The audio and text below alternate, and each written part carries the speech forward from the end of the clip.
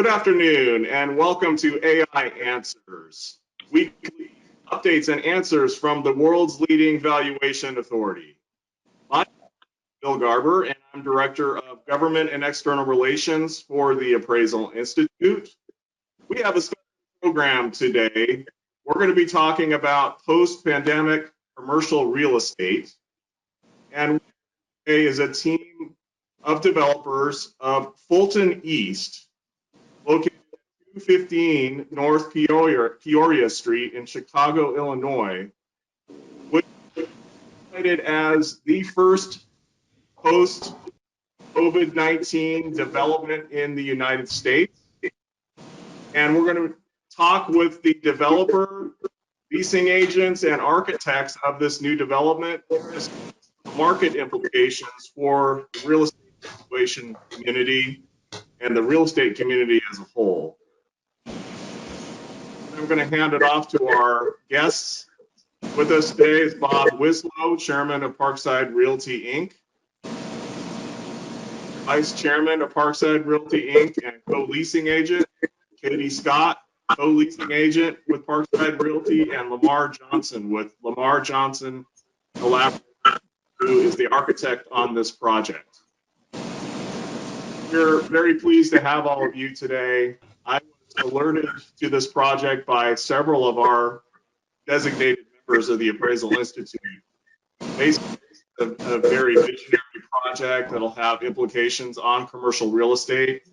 And we thank you for taking time to brief the appraisal community on your project and how things are going so far. So welcome. Camille, the floor is yours. Thank you very much. I'm going to pass it to Bob. We have a presentation. We're delighted to make this presentation to the Appraisal Institute and my partner of 43 years, Bob Wislow. Good afternoon, Bill, and thank you and thank the Appraisal Institute for inviting us to share some of the information on our new development with you. Fulton East is a building that we call Chicago's first next generation building. Okay, thank you very much. Sorry for that. When we first decided that we wanted to develop a new building in Fulton Market, we looked at the market very carefully, and we felt that the appropriate building to design for the market was a smaller boutique building designed along the lines of the biophilic philosophy. And that is a building that brings nature indoors into a building in a way to make the building as healthy and as productive for the tenants of the building. We hired Lamar Johnson Collaborative, and Lamar is with us today to design this building for us. So at the beginning, we had a few decisions that were made that directed the direction of the building. The first was this will be a LEED Silver building. So we have included in the building the things that would get us to a LEED Silver standard, such as a very efficient HVAC system with MERV 14 filters, outdoor space, and a balcony on every floor, and a large 8,000 square foot garden on the top of the building, LED lighting throughout the building, and occupancy sensors both in the stairwells and in all of the parking levels. We had a full service bicycle storage room with showers and storage facilities. It's in an excellent public transportation area, both walkable, public transit, and automobile transit, and it is in an enterprise zone. And in addition to that, I mentioned the biophilic design principles. Biophilic design goes back to ancient Greek days, in which the philosophy was to bring the outdoors into a building. You know, an 80-year-old person in our country has spent 72 years of his or her life indoors. So the indoor atmosphere and space and conditions is extremely important to people's wellness and people's health. And in the biophilic design principles, we want to bring as much light and air into a facility as is possible. And for that reason, we designed a building with a small floor plate, a 10,600 square foot floor plate, which allows you to have a very large amount of glass to the square footage of the building, a very high ratio of vision and views outside the building. In addition, we have outdoor space for every floor for every tenant. And in addition to that, we have the rooftop garden that I mentioned before. Those were health-focused solutions that we did before the pandemic struck. Then when the pandemic struck in April, we did a very, very quick pivot, and we began to research anything that was out there that could make an office building healthier and more pandemic proof as possible. And we did incorporate these into the building. And we will get into these individually in the presentation, but what we focused on was air cleanliness, surface cleanliness, and touchless facility to the most extent possible in today's environment. Camille, could you go to the next slide? So the building is a 12-story building in the heart of the Fulton Market District. It has 90,000 square feet, of which 5,000 square feet is retail on the ground floor, and 8 floors of 10,600 per floor, for a total of 85,000 square feet. In between the office and the retail, we have 3 floors of indoor parking containing 54 spaces. As you will see in the future, Lamar will talk about how flexible the floors are. And one important feature that we decided to put in even early on is the light-filled windows connecting stairwell in one of the stairwell, which gives us the opportunity to market the space to multi-level floors.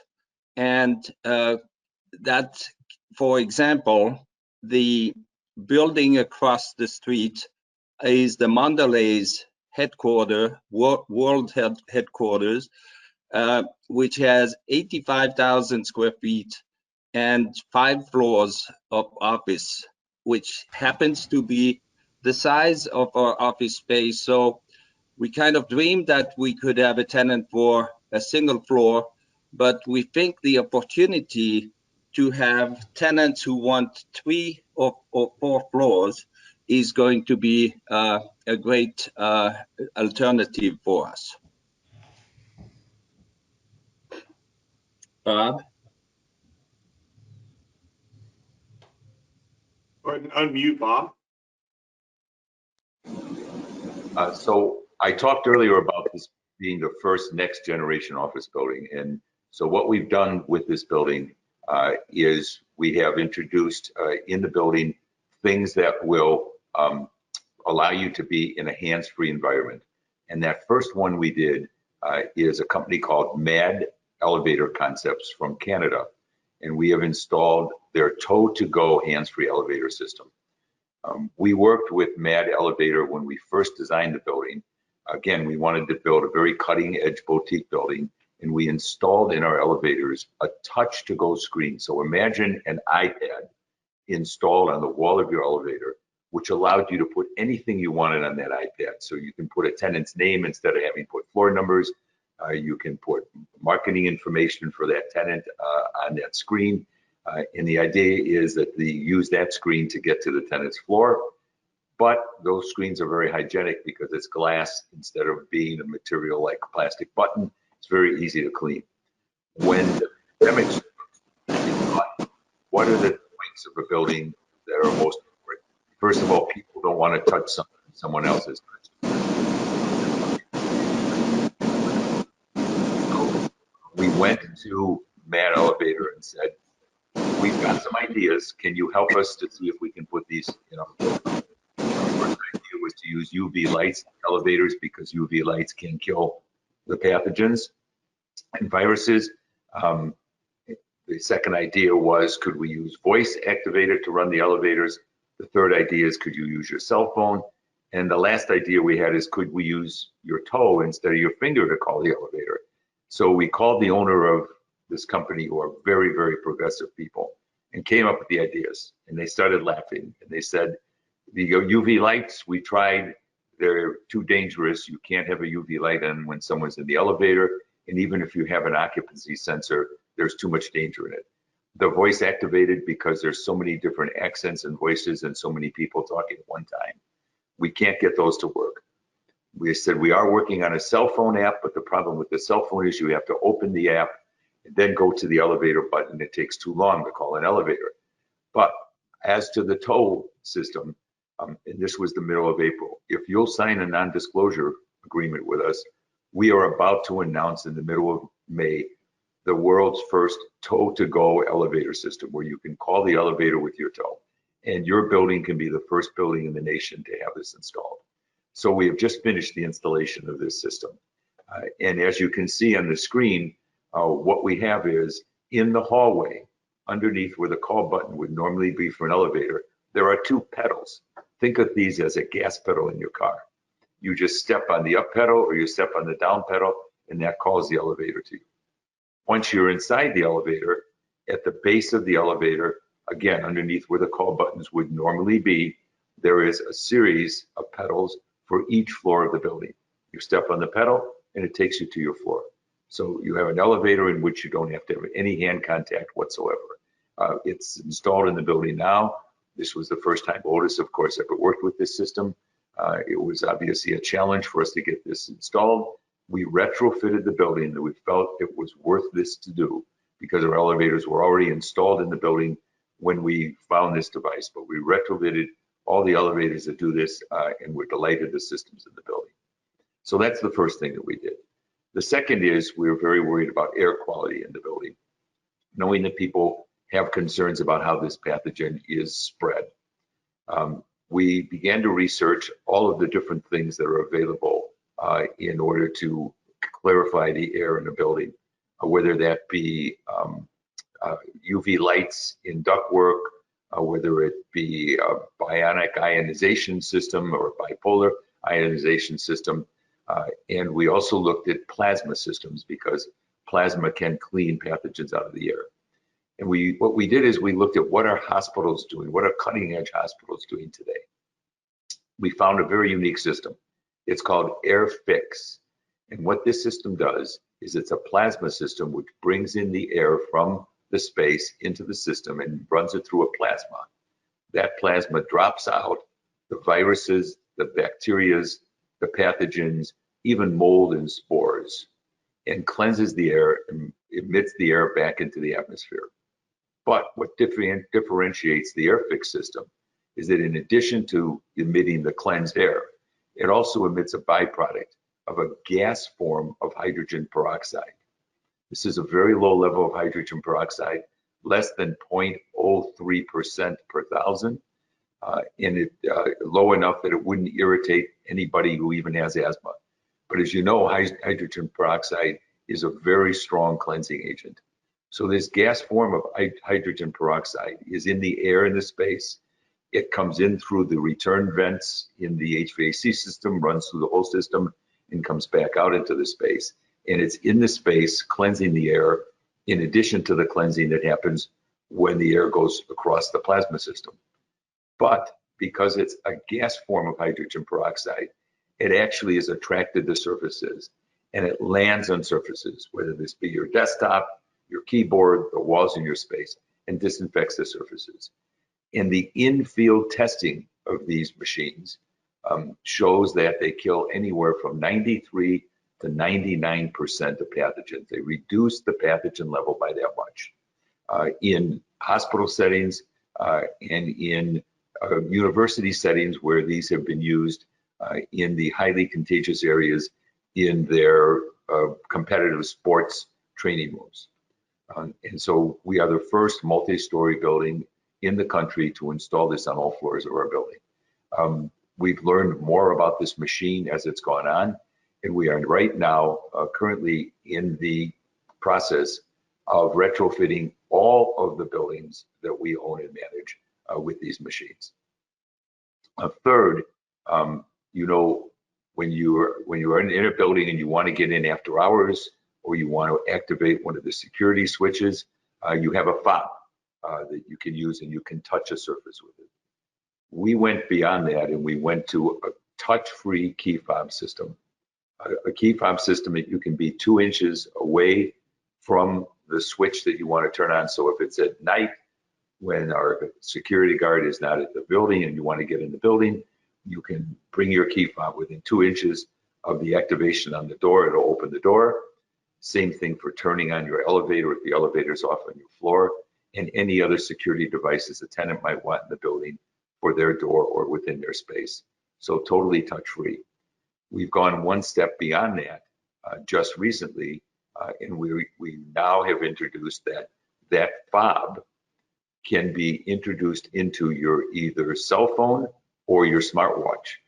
So we're now at a point that if you come close to the building with your cell phone or your smartwatch and you're authorized for entrance into the building, the geofencing will open the door for you, and will also turn on the elevator for you. So you simply open the door opens for you, you go to the elevator, step on the button, go right to your floor and haven't touched a thing. Then we had the challenge of visitors to the building who are coming in after hours.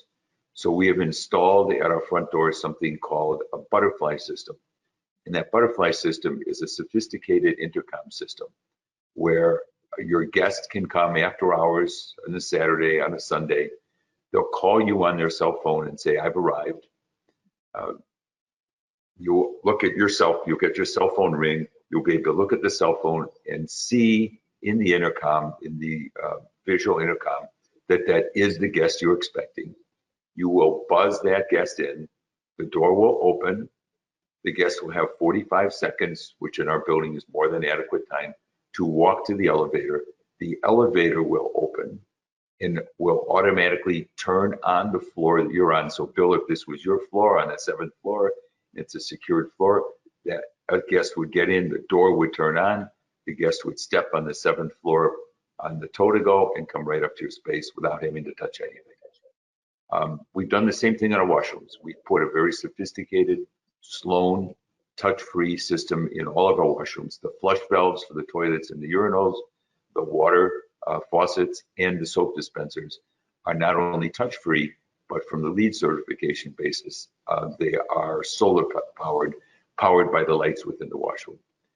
And in addition, we actually put in all of the china in the space.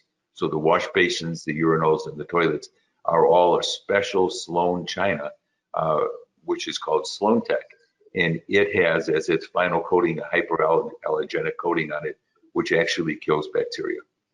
And then finally, we found in our study of hospitals that Sherwin-Williams has out a relatively new product, which is called Paint Shield. And Paint Shield is an antimicrobial paint that, unlike antibacterial paints, which are used quite often, this antimicrobial paint kills all types of pathogens, including the COVID type virus.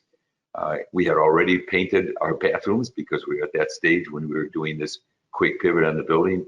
But we decided that as developers, you've got a fiduciary responsibility when you bring a building to the market to bring the latest and best technology to those occupants of the building.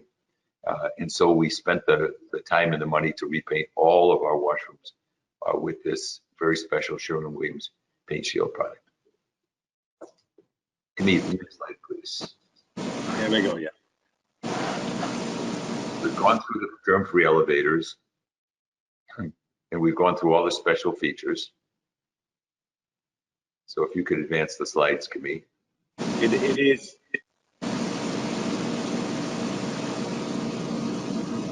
Sorry.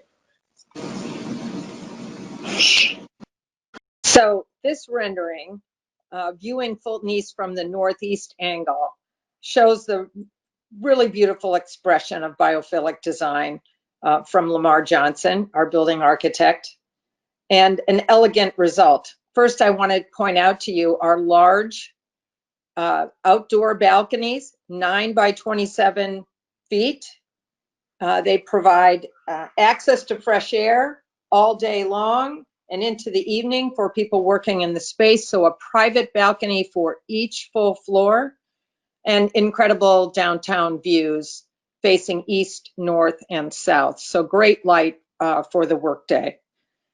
As well, the building offers 360-degree views in all directions and protected forever because of being surrounded by landmarked buildings and buildings affected by zoning. So all the views at Fulton East will be preserved forever. So complete downtown, surrounding neighborhood, all the way out to O'Hare and Chicago's South Side. Expansive and stunning views. The exterior of the building is low E glass, 12-foot floor-to-floor height, 11-foot 4-inch finished ceiling heights inside, and the beautiful glass lets in a quiet and non-glare light with the space filled from all directions all day long with a wellness-giving light that will improve the productivity and the mental and physical well-being of all of our workers and tenants.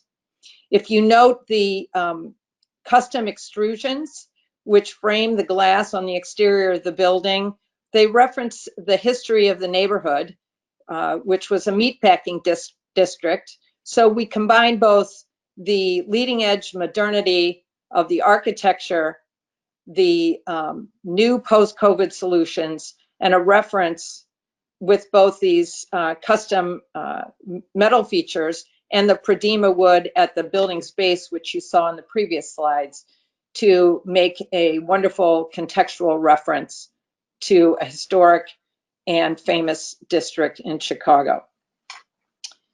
The high ratio of the daylight coming through the space is very important to efficient planning, and Lamar will speak to you about that in a few minutes.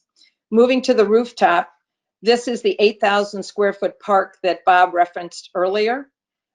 This features plantings throughout the space and a very special angled garden, which you see depicted on the left side of the slide, that also includes stadium seating for 80, which will host presentations and on big screens that will be facing on the walls of the core, which you see depicted across from the angled garden space. So we'll have 4 large TV style screens that will be able to have incredible presentations for training, for new product installations, for sports viewing, entertainment, movie night. So for a social as well as business purpose, our rooftop will be absolutely great for our tenants and offers incredible views, 360 with fresh air, barbecue, fire pits, lots of small group seating options and individual space, as well as our group stadium seating. So we're very excited about that. And this feature is exclusively for tenants, which is an important part of the privacy and the well-being. We are also located in the center of Fulton Market on its eastern neighborhood hub. As you see depicted in the circle, we are space within our 5-minute radius includes some of the city's most famous and beloved restaurants. We have great proximity to public transportation, as Bob mentioned earlier.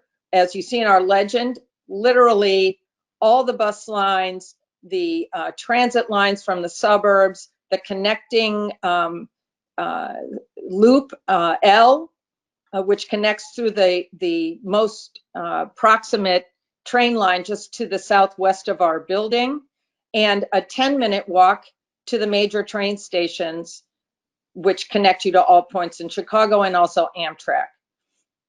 Highway access is just a few blocks away, basically 1/4 mile, and connections in all directions. Importantly, in the neighborhood, we've attracted lots of major companies. McDonald's headquarters is located in Fulton Market. Google has major offices there. Duff and Phelps is moving to the neighborhood, and Fulton Market has become very attractive for the relocation of major design firms and furniture manufacturers. Herman Miller to our west, Knoll to our east, and more design firms coming and looking every week in the area. Condos and apartments surround the neighborhood, and more are coming. Related will be building a couple of blocks to our south, a major luxury apartment and condo building, and more are on the way as well. Some of the hottest hotels for working and enjoying are now located in our neighborhood. We are around the corner from the Hoxton Hotel, which has become a neighborhood hub and destination. The Ace is to our west. Soho House, which is a private club with private hotel space, just to our south. And the new Nobu has just opened right down the block. So we're very excited about the way that Fulton East is in the center of a work, live, play, and very walkable neighborhood. So the street level, basically, as you can see in the rendering, we have about 5,000 square feet of retail on the ground floor. We wanted to have a high ceiling of 18 feet in most of the space, anywhere between 16 and 18 feet, and great window frontage, not only on Peoria Street, but also north, which has direct visibility to Fulton Street. The floor plan shows that we have the 5,000 square feet, and right next to the office lobby and the parking entrance to the east, with the back of the house for the rest of the building. And we have, the location, as Katie mentioned, is really interesting from a retail point of view, because we are very close. We are in between the two major streets, which are Fulton Street and Randolph. And between the blocks two blocks going east and block going west, we are right in the middle of all the action. So we're very excited with the opportunities that we have for the retail. Bob? So this is the entrance to the office, and this building is being built as a design build project, and it's a collaborative effort between Clayco Construction Company and Lamar Johnson Collaborative, the architectural firm. And Lamar Johnson has an amazing background with Ginsler, started his own firm a few years ago, and we believe is the premier office building designer, and especially in the Fulton Market area where they've done so many of the projects in this area. Our philosophy has always been in doing office building lobbies in the last 40 years that we've been in this business, to upgrade our office building lobbies from a typical office building lobby to what would be more reminiscent of a lobby in a five-star hotel like a Peninsula or Four Seasons. When we got into this project in the Fulton Market area, we began to rethink that philosophy. You know, tenants today, especially the millennial workers today, who really are the people who habitat most of this Fulton Market area, they look at their offices more like an extension of their residence. They work strange hours, they work evenings, they work on weekends. When they have a project, they bring their dogs to work. They really look at this as an extension of their living environment. So in this case, we asked Lamar Johnson if he would collaborate with Holly Hunt Partners, one of Chicago's most famous residential design firms, to design our lobby and to give it a residential feel rather than give it that five-star hotel feel that we've always done before. The lobby is very intimate. We've kept it small. We've offset the lobby from the street, as you can see, as you move back to the revolving door, so that we have a weather-protected area where people can wait for their Lyft or their Uber or somebody picking them up.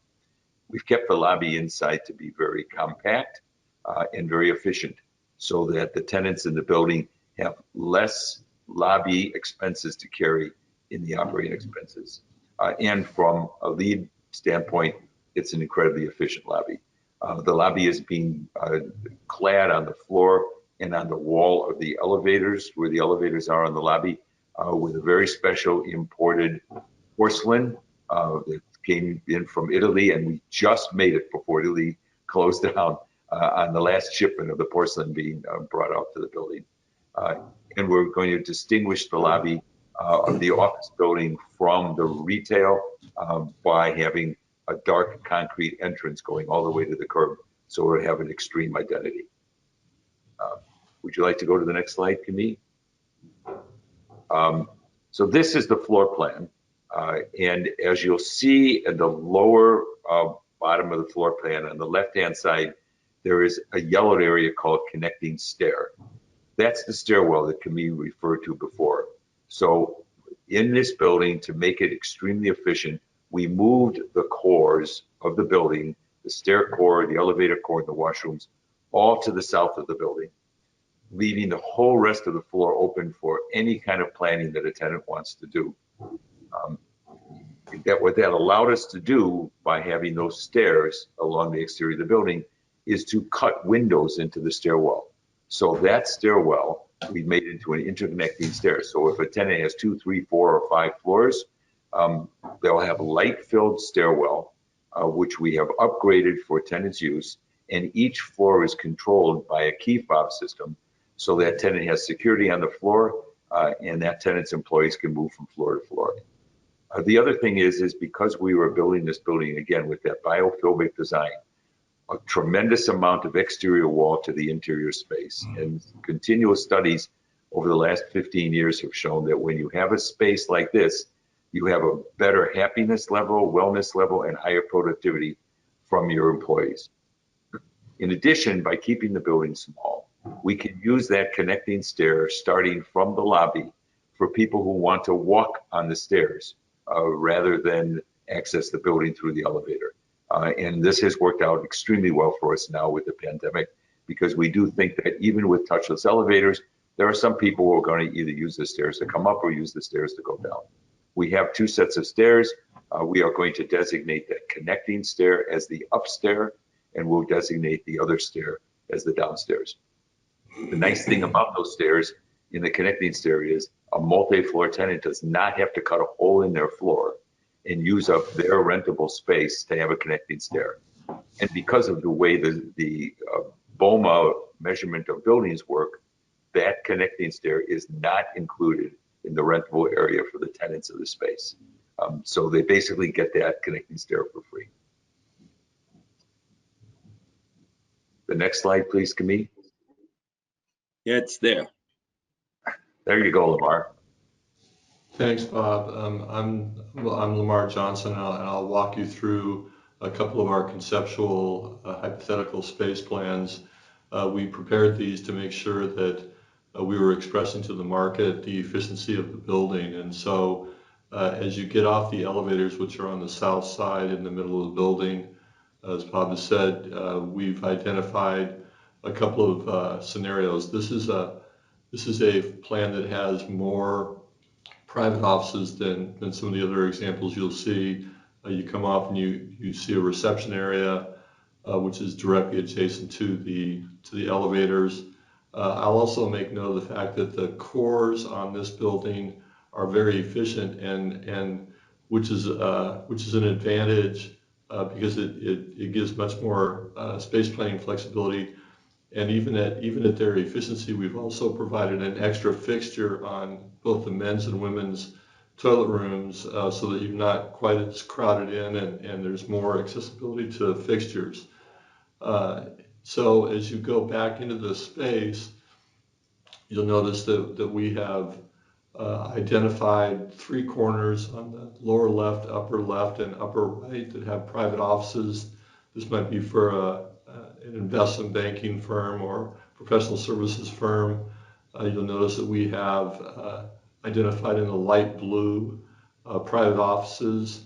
Those private offices could also convert and are flexible enough that they could be made into huddle rooms in the future. We're all hoping that at some point the pandemic is behind us and that we have the means to create a vaccine. And so these rooms are very flexible. You notice that the conference room, which is directly on center, just to the north of the reception area, we provided that with social distancing so that there are 4 people in that room. You'll also notice that you see the open workstations in the floor plate above are all generously spaced. These are 6.5 by 6.5 foot stations, so that we don't have to worry about people being too close to each other, but they're also well located, so that there are gracious ways to circulate back and forth between the stations. The other thing I'll point out is that to the lower right-hand corner, you'll notice what Katie was talking about earlier with the outdoor deck. We've connected that to a cafe area so that it's an amenity for all the people of the floor, and it gives you nice access to the outside, and provides a way that you get fresh air anytime you want it. So this is a very efficient floor, and it works particularly well because we've opened up the south side for the core, and the north side of the building is very efficient. It's the engine of the building for tenant space. Let's go to the next one, Camille. Lamar, if you could stay on the slide 1 minute, Camille, if I could make, this is fine, Camille, if I could make one comment. So Lamar pointed out the cafeteria. So we have a wet column. In other words, we have a water supply and drain supply in that area of the building so that we could have a cafe in that area. Post-pandemic, we spent the money to have a wet column on the opposite side of the core, on the west side of the core, so that you can have a second kitchen or coffee area. We think that people are going to want to keep these areas as small as they can, so that people are spread out between those at lunchtime or at break time.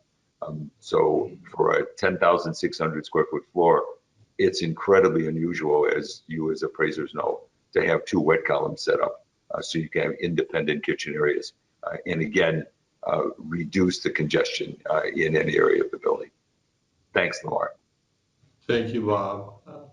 This is another hypothetical space plan which shows that we've now removed the private offices that were in the upper left and upper right hand corner, and we've replaced those with additional workstations. You'll notice that we've also maintained the row of private offices on the south side of those workstations. Those will be available for conversion over to multi-purpose rooms or war rooms, huddle rooms in the future. The south side of the plan is virtually the same. The advantage of this is that it gives you more seating and more capacity for employees. This might work well for a multi-floor tenant that has a back of house floor that might be represented by this, and the main guest entry floor might have been the previous plan. Again, these are all very efficient plans, and work particularly well, and they've got generous spacing for all of the stations. And then the last one you'll see, we've now removed the office that was in the lower left-hand corner. We've also opened up the reception area a bit more.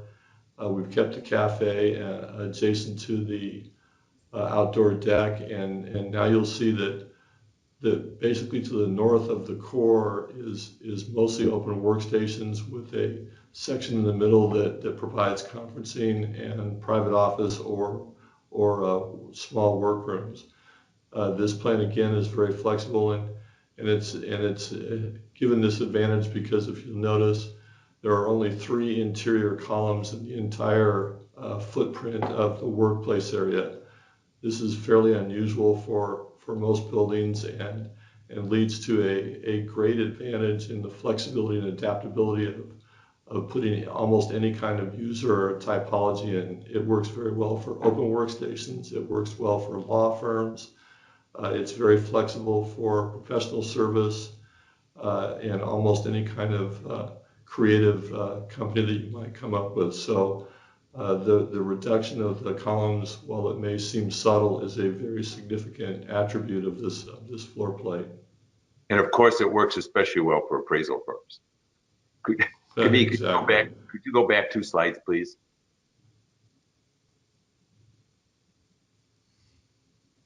It takes a Yes. minute. Thank you very much. So you're going to notice something on this slide that Lamar has included in this plan that I think is very unique. I'm going to let Lamar speak to it more, but you notice the rounded corners that he's used throughout the space. And this is a post-COVID idea, if you want to address that, Lamar. Yeah, we did this because it may seem like a subtlety, but it's really significant that just by rounding the corners of some of the hard wall partitions, you can actually create another 1.5 feet or 2 feet of circulation space so that you don't have to come as close to people as you're passing by them. Those 90-degree corners, if we soften them and radius them, actually become much more gracious. So it's little things like that we think make this building particularly successful as a pandemic resilient workplace. I think also, and Lamar, you might mention a couple of the more mundane aspects, the double stack lockers and the multiple areas to fill water bottles, et cetera, because that gives people the sense of their own little neighborhood on those plans. And you all can see that in the legend.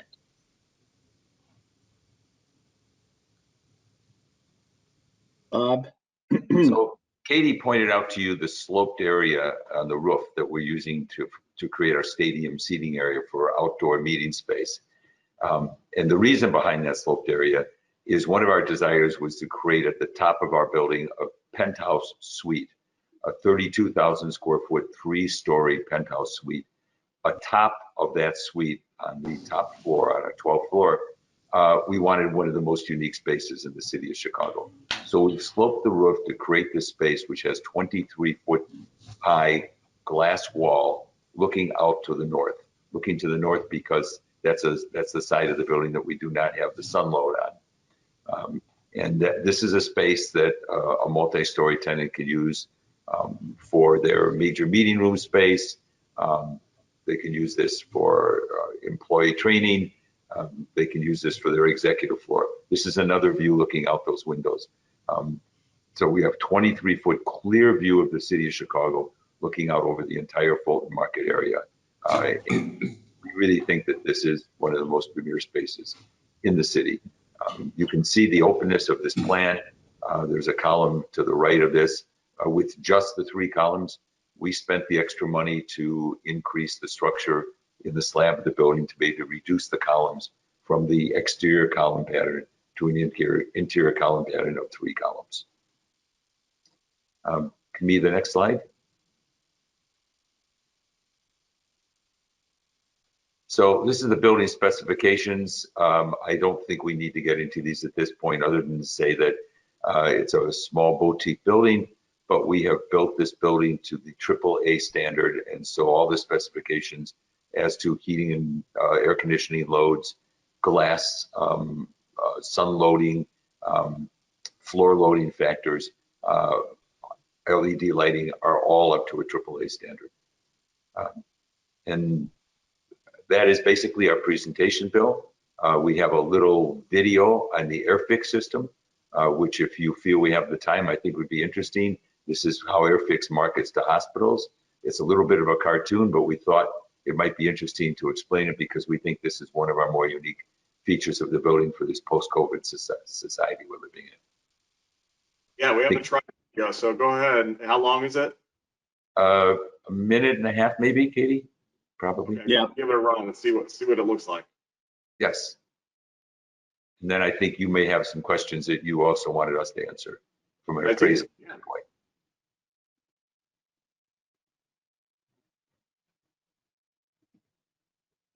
I was going to say it is a very attractive building. There might be some need for additional space for appraisal firms, given what we're hearing in the marketplace right now. Appraisers are expected to be busy going ahead.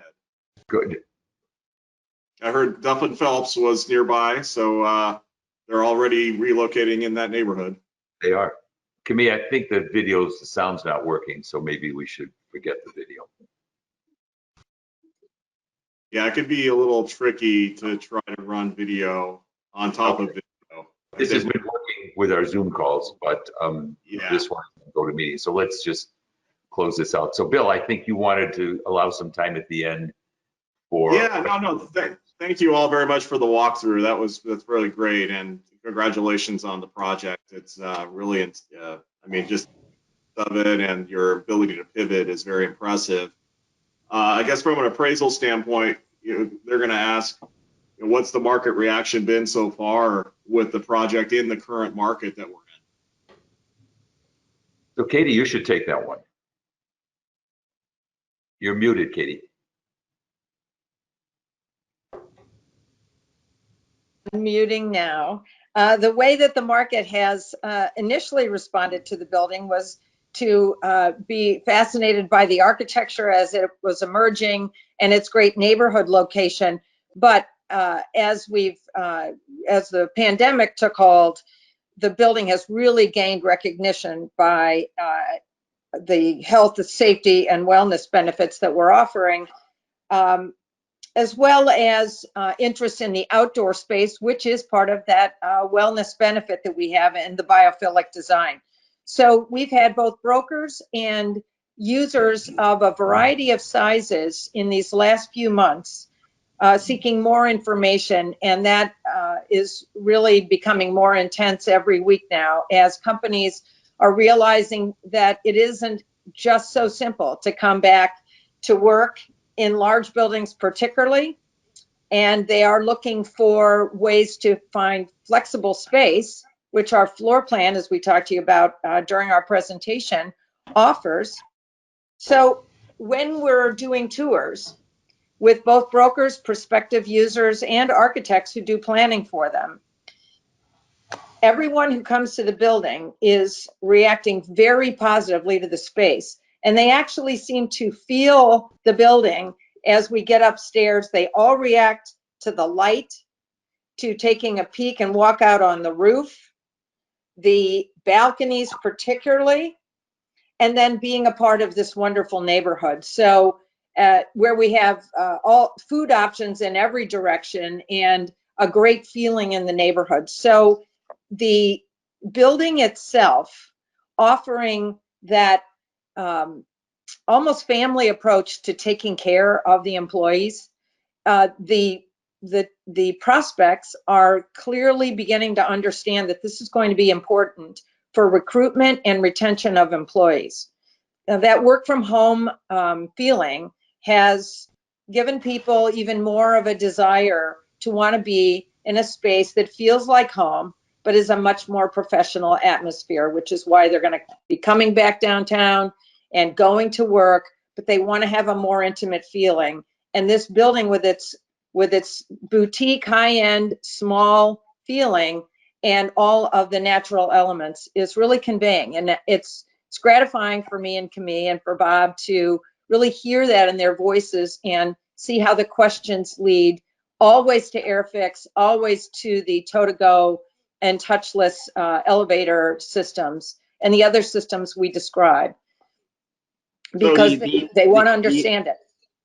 The other thing I would like to add is the fact that we will have approximately between 400 and 450, maybe 500 people in the building, as compared to the high rises downtown who have between 5 and 8 or 10,000 people per building, and forget Willis Tower with 17 or 18,000, or Aeon Tower with 12 or 13,000. So that's a huge difference. And the fact of having the balconies, of having the on each floor, The bathroom on each floor is a tremendous appeal and we can see more and more as we can show the building. Actually, So- all of what Camille just said speaks to really the theme of controlling your own environment. And that's had great resonance with people coming to see the building. Each tenant can control their own floor or their multi-floors and use them very efficiently. So that's been the market reaction. We're very happy to see this. So do you think you can command a higher rent or reduce expenses as a result of the design itself? Yeah, we think that we can certainly attract. We know that on the expense side, we are going to be very efficient. As far as the rent is concerned, we think that because of all the features that we can offer, because of the safety, because of biophilic and the extras and everything, and the fact that we have the stairs that are, you don't need to take space to have connecting stairs inside your rentable square footage. All these features basically lead to a higher rent. I think that's something that we expect. Was there a difference in cost of construction and economic feasibility affected by the design of the building? So when you're building a smaller building that has this higher ratio of glass to the interior space, you do have higher costs from that. In addition, we over elevated the building. We're a 12-story building at 85,000 square feet. We've got enough elevators for about 110,000 square foot building. So those type of things do add somewhat to the cost, but the structure of the ownership of this building allows us to be competitive in rental rates. There's 3 owners, Camille, our long-term equity investor, and myself. We do very low leverage on our buildings, and we are not merchant builders. We do not build buildings to get them leased and sell them. We build buildings for long-term generational holds. And because of that, we can put more money in the front end of the building. We can spend the money to create 3 columns on a floor, to over elevator a building, to have a very high-end boutique building with high glass ratios, with very expensive glass finishes, with the low E glass. And we actually use a thicker glass than most buildings use to help the sound deadening and stop the glass from oil canning and moving on the outside of the building. But because of the ownership structure and what our expectations are, we can meet the market rental rates, and we will amortize those costs over a very long-term hold period. That's great. Regarding financing, were there any special hurdles with financing? No, actually, the way we structure our financing, and we've been very conservative with the same investor and Bob, the 3 of us that Bob mentioned. We were able to get bank financing for a 3-year term with a 2-year extension. And we put up 40% of the project cost and the debt upfront. And the debt is 60%, and we have plenty of time to lease the building and be patient if necessary. But obviously, our goal is to be leased as soon as possible, and we're very aggressively marketing the building. We have a wonderful Chicago-based lender in Wintrust, and they've been just a great partner on this deal. Great to hear. What about tax incentives? Were there any tax incentives involved in the project on the front end, or even on the latter part? The only tax incentive was actually a $350,000 sales tax savings because we are located in an enterprise zone. So we didn't get any other tax benefits, but obviously we're happy to take the $350,000. How many workers will actually fit into an elevator, the new system, in a post-COVID environment? If you put 1 person in each corner, there'd be 4 people on the elevator. And given, we have 2 very high-speed elevators. As Camille said, we were giving a tour yesterday, and we took 1 group up in the elevator, came down to get him, and he wasn't even ready for the elevator yet. It came so quickly. But it's a small building, so the elevators, by putting a high-speed elevator in a small building, gives you very fast response time. Oh, you mentioned that you had applied, or you were in the midst of applying similar concepts to some of your other buildings in portfolio. Do you see this as a template for future design? I absolutely. The buildings of the future? Yes, absolutely. Yes, we have COVID-19 at the moment. But, for instance, I talked about hospitals using the AirFix system. The one hospital system I talked to out east, the Geisinger Hospital System, a very big hospital system, has 40 of these installed about 18, 20 months ago, installed 4 more during the COVID crisis. And what they said is, and this is by word of mouth from the head of the facility department, that in his department where they introduced one of these machines about 18 months ago, and in the waiting room from the emergency department, where staff people always get colds and flus, they haven't had any complaints or missed days from colds or flus in the last year. So these things we're putting in the building aren't just for COVID-19. You're always going to have a worry about what you're touching on an elevator. And, there's people who you've seen have often been careful about it. You're always going to have a worry about your washrooms. And air quality, the better we can do air quality, the less sick days people have, the more productive they are, the better they feel. So what we placed in these is something that we think will go forever. Has there been anything that you would learn from the last few months that you would apply to the next project? I'm going to let Lamar help me answer that, but I think what we learned is all these things that we're learning from this pandemic and all the concerns we're seeing that people have with being in elevated, high-density buildings, we have to put that in even stronger when the architect is working with us at the beginning. I'll let you pick up on that a little bit, Lamar. Yeah, I think that the big lesson, and we were fortunate in our building because we made the decisions early on that we were going to provide more gracious access through the fire stairs so that you could actually connect between the floors, and that was a benefit to us. But I think vertical circulation is really going to be an issue in existing buildings. From an appraiser standpoint, I think that it's going to become a huge issue. For instance, in a tall building, take Willis Tower, they've got over 20,000 people in that building, and the only way you get to the upper floors is through a fairly densely packed elevator. And I think it is going to become an issue in valuations. I think we have the great benefit of being in a low-rise building with relatively small tenant population, and that's a huge advantage to us. Yeah, thank you for that. That will be interesting to see the market reaction, no question.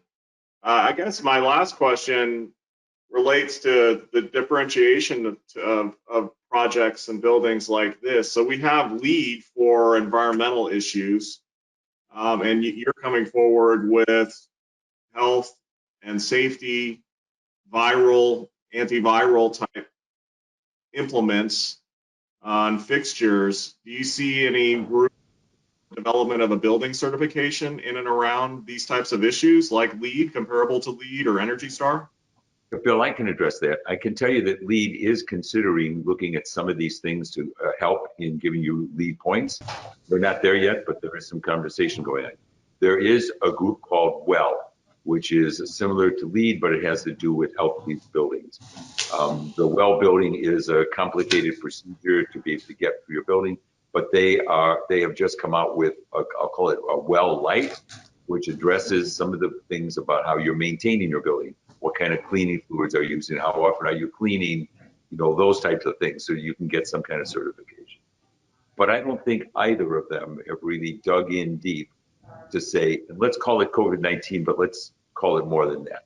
Let's talk virus, addressing the challenges that continual viral infections will probably bring in a long-term basis in our overpopulated world. I don't think anybody has really addressed a certification on that. And I know you would ask an earlier question, is this something the Appraisal Institute might consider? I think that an organization that brings the power and the reputation and the reliability of the Appraisal Institute, having a certification for the viral, bacterial, air quality, touch quality, wellness of a building would be a very interesting certification to have. And I do think, as Lamar said, that in the appraisal process, these things are going to become important because, as I mentioned, we're retrofitting every building we have. We're putting AirFix on every floor of every building we have right now. And we are retrofitting elevators with the toe to go once we've seen the public's acceptance of this in this building. So I think you're going to have to assume that going forward, we get over this pandemic, another one occurs, you're going to have to address this in existing buildings, and it will become a forward-looking cost factor. Thank you. That's an interesting prospect, and I do appreciate you spending time with us today to help educate the valuation community on your project and the viral fixtures and implements that you have introduced. And we wish you the best of luck. Again, Fulton East, you can learn more about this online. It's been written up, and there's been recent article in Forbes magazine, and if you're in Chicago, it's located at 215 North Peoria Street, and of course, all the time. So with that, I'm going to close this week's AI Answers, weekly updates and answers from the world's leading valuation authority. Thank you very much to our speakers, and we wish everyone a great afternoon. Thank you, Bill. Thank you. Thank you very much. Thank you. Thank you. Thank you. Bye-bye. Thank you.